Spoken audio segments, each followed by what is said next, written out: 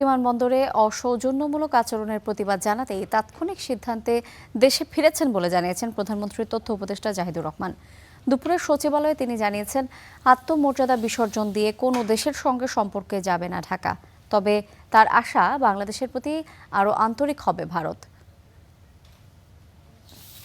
ভারতের দিল্লি বিমানবন্দর সরকারি সফরে যোগ দিতে রোববার বিকেলে সেখানে পৌঁছান প্রধানমন্ত্রীর তথ্য উপদেষ্টা জাহিদুর রহমান। প্রায় 2 ঘন্টা বিমানবন্দরে তাকে বসিয়ে রাখেন ইমিগ্রেশন কর্মকর্তারা। এর প্রতিবাদে সফর বাতিল করে কলম্বো হয়ে দেশে ফেরেন তিনি। আপনারা খেয়াল করেছেন হয়তো আমাদের এইচপিএম। এর একদিন পর দিল্লির ঘটনা গণমাধ্যমের সামনে তুলে ধরলেন সচিবালয়। বলেন, সেখানে তার সঙ্গে সঠিক ব্যবহার করা হয়নি। আমি ম্যালট্রিটেড হয়েছি, আমার সাথে সঠিক বিহেভ করা হয় নাই।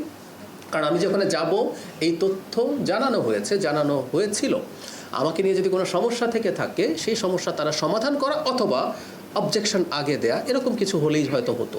কিন্তু না, যেটা ঘটলো সেই কারণেই আমাকে দেরি করানো হচ্ছে।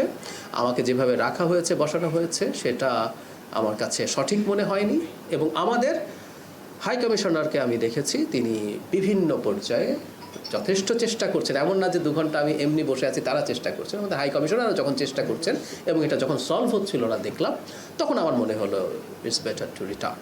এই ঘটনার পর বাংলাদেশের সরকারের প্রতি ভারত আরও আন্তরিক হবে আশা করে জাহিদুর রহমান বলেন, বাংলাদেশ তার আত্মমর্যাদা বিসর্জন দিয়ে কোনো দেশের সঙ্গে সম্পর্ক গড়বে না। প্রত্যেকটা দেশের সাথে আমাদের পারস্পরিক স্বার্থ সংশ্লিষ্ট বিষয়ে এনগেজমেন্ট হবে এবং সেটা কোনোভাবেই রাষ্ট্রের আত্মসম্মান, আত্মমর্যাদা বিকিয়ে দিয়ে বা আমার ক্ষতি করে কাউকে কোনো সুবিধা দেয়া, এই নীতিতে এই সরকার কোনো দেশের সাথে, আমি আবারও বলছি, শুধু ইন্ডিয়া না, কোনো দেশের সাথে এই সরকার যাবে না। আমি এক্সপেক্ট করব এই ঘটনার প্রভাব 2 দেশের ভবিষ্যৎ এনগেজমেন্টের জন্য, আমি এনগেজমেন্ট কথাটা বলছি, এই ধরনের সম্পর্কের ক্ষেত্রে এনগেজমেন্ট ইজ ইম্পর্টেন্ট, এনগেজমেন্টের ক্ষেত্রে প্রভাব পড়বে না। বাংলাদেশকে চাপে ফেলতে নয়, ভারতের অভ্যন্তরীণ রাজনৈতিক দ্বন্দ্বেই পুশিনের ঘটনা ঘটছে বলে মনে করেন ডাক্তার জাহিদুর রহমান। এটা যে বাংলাদেশকে চাপে ফেলার উদ্দেশ্যে করা হচ্ছে, আমি সেটা মনে করি না। নাঈম আবির, স্টার নিউজ, ঢাকা।